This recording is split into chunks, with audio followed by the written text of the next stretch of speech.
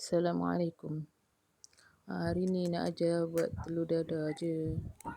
Telur dadah ni kalau kita makan kat kedai Thailand kan, kita rasa kenapa telur dadah Thailand ni sedap kan.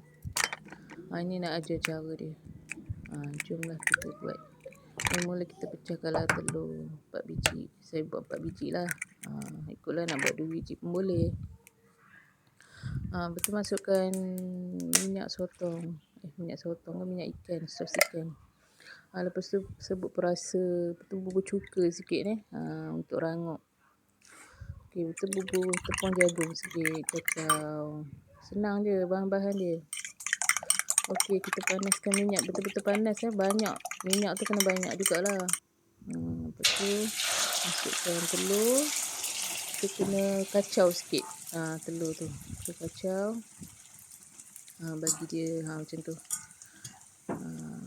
Okey. Betul dah garing sikit, betul kat bawah dia tu. Dah kuning sikit, barulah kita balikkan telur tu. Okey. Macam tu, kita nak macam tu, nampak sedap je. Nampak rangup. Memang rangup pun. Lembut kat dalam, rangup kat luar.